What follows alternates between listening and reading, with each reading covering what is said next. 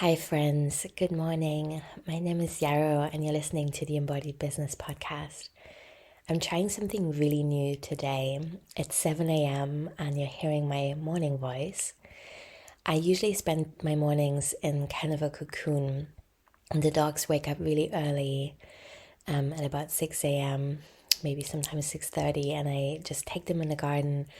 Then we come back inside, I make them breakfast, and then we go back to bed for a little bit and I journal, do some ritual, sometimes some self massage, some stretching.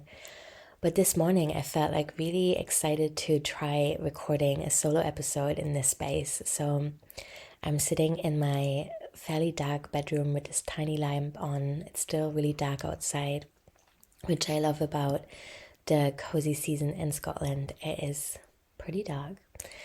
And I have my laptop on my lap, the dogs are next to me, and in front of me I have a bunch of bullet points about luminous self-trust and improv as a way of life. These two things have been really on my mind this month as I'm kind of navigating next steps in my business and working with people in my communities and thinking about what skills we need to build right now. So one small announcement before I dive in. I have the next winter retreat is coming up on January 21st and 22nd. This will be the 5th time I'm offering a free weekend retreat. I'm really excited for it. I think it's going to be luminous. I love using that word, just to use that again. It's a fun packed weekend, not too packed. We have 2 blocks of 3 to 4 hours.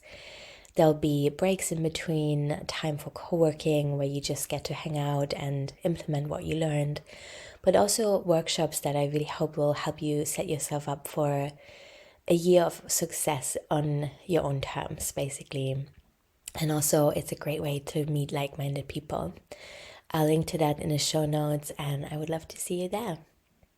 All right, so how do we get into a sense of generative flow and the sense that accomplishments build our confidence for the next step? I think that's kind of the key underlying question in so much of what we do in business, but also specifically what I want to talk about today: luminous self-trust and improv as a way of life.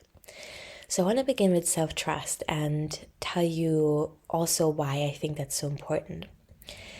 I think we build self-trust in starting really small, starting where we are, bringing a lot of compassion for where we are and what we have to work with, but also contextualizing our situation. I think sometimes we jump ahead and we have an idea and we then compare ourselves kind of to people who maybe are much further along in the journey, who have more access to resources, who have more of a background in what they're trying to do. Or maybe, I don't know, that's such a vague word, having a background. I think what I mean is just like maybe more access to education or more experience. I'm thinking, for example, about fields that you traditionally get into by doing a lot of unpaid work and how that's easier to do for some people who maybe have access to family wealth than others. So just kind of really looking at your situation with compassion and also an openness to context, I would say that's really helpful. And then what's also really important is, I think, to unlearn comparison and conventional success. I know I talk about this a lot. It will mean different things to different people. Maybe I sound like a broken record, I don't know, but if we leave employment, or if we are, which I think to some extent we all are, trained at school to be very employable and to make that our goal, then it can be a big, quite drawn out process in our minds and spirits to come to define success differently and to really stay with ourselves in what we define as a meaningful life.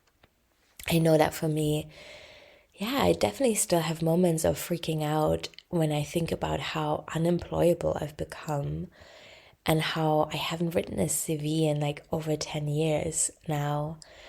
I'm back at uni at the moment. I'm really loving that. And I'm being offered these CV writing workshops. And I'm like, gosh, this is really quite far from my lived experience right now. But okay, why not? But yeah, I think Instagram probably for me for many years has been a big factor as well. It's hard not to compare yourself, to look to the left and right. And I think there's so much value in untangling these moments of this is when I feel truly inspired and this is kind of cheering me on. And this is a moment where I feel like it's pointing to a sense of lack of scarcity and I don't want to be in that space. Another really important piece is really allowing positive feedback to come in. I think, most of us get compliments throughout our days because we're gorgeous people. Why wouldn't we? But, how often do you really take that in? And how easy is it to say, oh, yeah, oh, that's nothing, or like anyone can do that, or maybe you just say thank you, but inside you feel like, oh, that person is just being polite. And how about we really make it a point to take positive feedback in more fully and not resist it? And also keep hold of it. I have a feedback folder. Again, I know I talk about that a lot, bit of a broken record, but my feedback folder is such a source of strength. That's a very hard word to say for German in the morning. Yeah, it's just a source of joy and kind of grounding for me. When I have moments of self-doubt or imposter syndrome, I just pick an email at random from my email folder of positive feedback and I read it and I remind myself that I don't have to be perfect. My work has made a difference to some people. It's certainly not for everyone, but I'm totally okay with that. And what I really just need to know is that it has made a positive difference to someone. I want to talk also about some examples of where you really need self-trust in your business to make this a little bit more tangible. So let's say you want to do some market research. If you're lacking self-trust, you will likely overstretch what you're offering people for feedback. You might make several rounds of sending people intake forms or feedback forms, which in and of itself is a great thing to do. I'm not saying that at all. I think market research is really empowering and insightful and important. But if you're lacking self-trust, you might keep running with that to a point that isn't actually helpful because you're trying to find a way of doing things or a product you might offer that's going to appeal to everyone. And that's just not possible. So I think on the flip side, if you have self-trust, you know that you need feedback and that you might have blind spots and that bringing that reflection in from other people could be really valuable, but you also understand that you will never make everyone happy and you cannot tweak what you're offering to a point where no one will have any comments as to how it could be different. And that's a really different energy to approach market research in. Another example I want to offer is the idea of building tech systems for your business. So if you are a service provider, for example, you need some kind of booking system, you need to keep track of the clients you're working with, you need to track your own time, you need to know what you need to know for your bookkeeping, you need to keep track of your expenses. So all kinds of systems really that need to be in place, and they don't need to be in place immediately. I'm not saying you can't start out without really solid systems. Some things just kind of build as you go along and you can DIY and improvise a lot of things, to use that word. But there comes a time in any business where you need to sit down and look at what software you might need to make your day-to-day life easier. And if you have self-trust, then you can say, okay, I know I might have to watch a bunch of YouTube videos. I know I might need to ask around and, read a bunch of reviews and really sit down and figure out what kind of system I actually need and want in my work right now.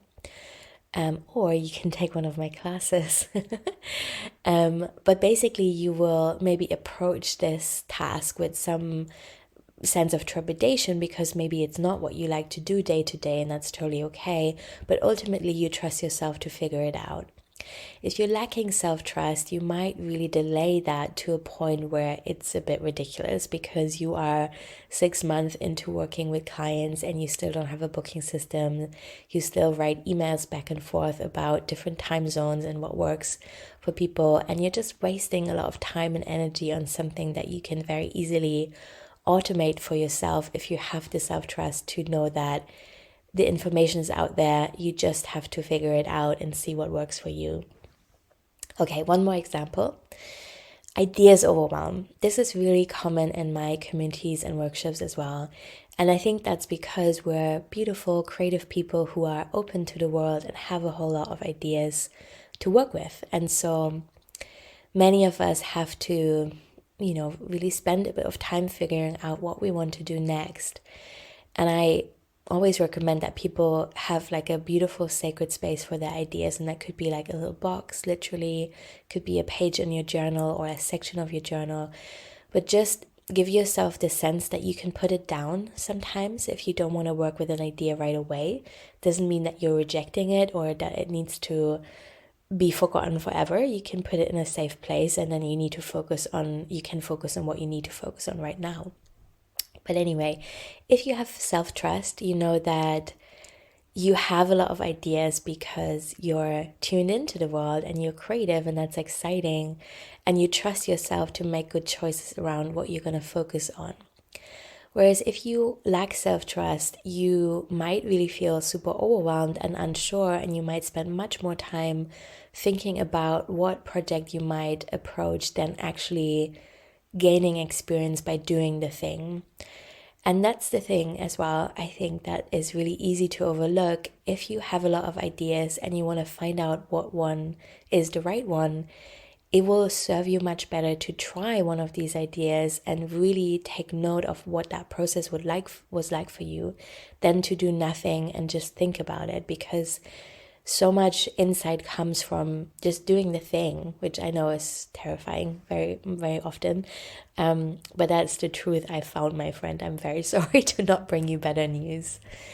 All right, so I hope this has kind of illustrated why I think self-trust is so important, and maybe also given you some ideas as to how you can build self-trust. Again, that will be really different for everyone, but just pause here and ask yourself, where is your sense of self-trust coming from? Who and what makes you feel good about yourself? What environments feel really nourishing in that way? And then hang out there. I also want to talk a little bit more about improv as a way of life, because I think that really beautifully ties into what I've just been talking about. And I want to name 3 people here that have inspired me. One is Sherry Lynn Wood, who's a really amazing improv quilting artist. Another is Marley Grace, who's done a lot of work around creative confidence and improvisation. And then someone who's new to me is Melissa Word, who is a really beautiful, so exciting artist. And I've just signed up for a workshop with Melissa on grief threads, where we are going to do some improv textile work. And I just find that improv with textiles especially has really helped me gain confidence creatively in figuring stuff out as I go along. And I'm noticing also that the more we live in very uncertain times, which we obviously have for years now, but I think there's an increasing sense of like, oh my fucking God, what is happening? And also it comes in ebbs and flows, whatever, that's fine. But whenever there's a group sense of panic or a deeper uncertainty, there's a real tangible increase in people asking me for recipes, which I find really funny to look at and notice. So that's fine. I'm happy to tell people that I don't use recipes and I understand why they're asking. But it's not necessarily just recipes, right? It's also, can you just tell me your 5-step process? Or can you tell me which software to use? Can you just tell me what to do, basically? And unfortunately, I can't, because this is a process that's actually really important to figure out what software will be right for you, what your 5 steps are, and what recipe will be most yummy to you or your communities. And so I think working with improv as a way of life is liberating, because you then know that you don't have to know every step of the way before you take the first step. You can instead trust yourself and respond to life creatively. And I also think that building that muscle of creative response and self-trust is more effective usually or often for people than learning 5 recipes by heart. And I know that isn't for everyone. I know some people love more structure and they want more tangible instruction as to how to do a thing. I really get that, and I hope that in my courses and in my community I teach or offer as much practical information as someone needs to then go their own way with that information. And I think that's always like a balance.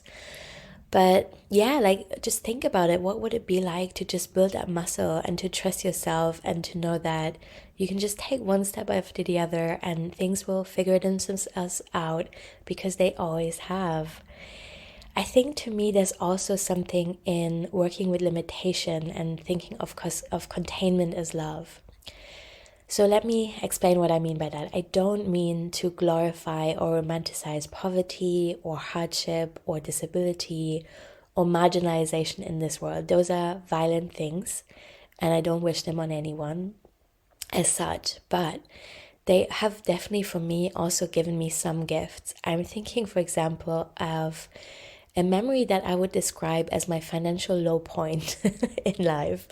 This was in my late 20s. I was living in a house share. I was at uni at the time, in grad school. I had a really shitty part-time job, and I was really struggling financially. I was often, far beyond living paycheck to paycheck. I was really living kind of day to day financially, I would say. And at one point, I went to the cash machine to take like £20 out, and it was just a no. There was no 20 points for me. And I went back home and just looked around for change, and I found some under my bed and in between the armchair in my bedroom. And then I went to buy baked beans. And I didn't feel shameful in that moment, strangely. I was a bit freaked out for sure. But I also think I had an underlying, small sense of self-trust even then. And to be fair, I'm not estranged from my family. If I was really struggling for money, for food, I could have asked my parents. My parents have never substantially supported me financially, and they couldn't, and that's okay for me. But I could have asked them for 20 quid for food for sure.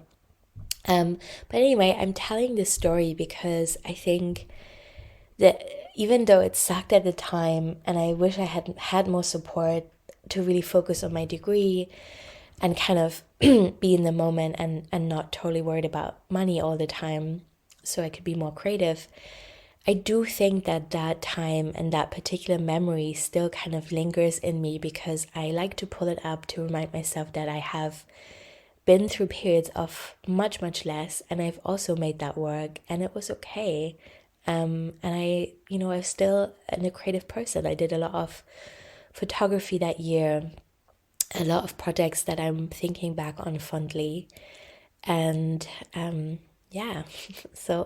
now here we are. Things got easier. I also feel that this makes me think that rituals really do mean something. When I've always been journaling. My earliest journal is from 3rd grade, and it's a Hello Kitty pink dream, basically, full of my dreams and thoughts. I was just really excited to even be able to write and read, and it was a whole new world. But I've obviously kind of had periods of more intense journaling and really being in that practice every day. And I think sometimes in my 20s, I definitely had this sense of like, wow, is this just navel gazing? Is this even meaning anything? Am I just wasting my time? Am I just this weird person sitting in my bedroom looking at the moon, talking about feelings, basically? And now that I look back at these journals that I've now filled, I can really see that they have been an important piece in me building my ability to be in improv as a way of life and to trust myself. Because while they're not necessarily pointing out any kind of genius or something like that, they do show me that I have changed over the years and that I've learned stuff and that I can trust myself to learn even more stuff as I go on my life. And yeah, that's really beautiful. I just want to hold that thought. Rituals are not wasted time. They do mean something to you, and they can mean something to the world as well, as they build your creative confidence. And then finally, when I am in deep anxiety about the world and where we are going, which I am sometimes, not gonna lie, it feels helpful to me to ask myself, okay, what is actually something that I can focus on right now? What is something that I can do? And something that feels tangible is that I build my ability to adapt and to have resilience and a sense of devotion. And these three things, I think, for me, really come out of my improv practice, both with textiles, with writing, in my life, in my business.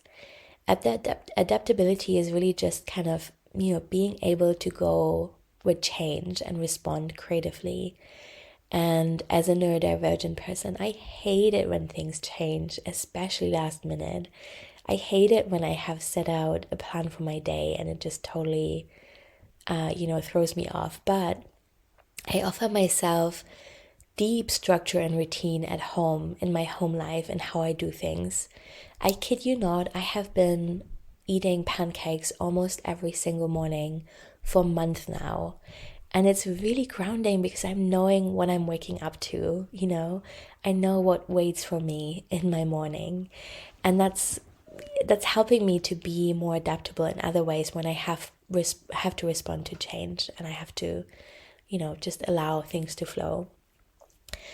I think that sense of resilience is also kind of making perfect sense, right? That's coming out of seeing and witnessing each other as adapting creatively and being resourceful. And devotion, I think, maybe that's not something necessarily I would say that you can build, or can you? I'm not totally sure, but I feel a sense of devotion in my life in that I am just sometimes excited to be in these processes and be alive at this time where so much is changing and so much is uncertain and so much is opening up to new ways of being. I know that sounds really nice. I promise you I feel very anxious a lot of the time as well. But I treasure these moments that I just described, and I can tell that they come out of a sense of devotion. All right. This is the end. Thank you so much for coming to my little pep talk. It was fun to record in the morning. I hope to see you at my free virtual weekend retreat in January.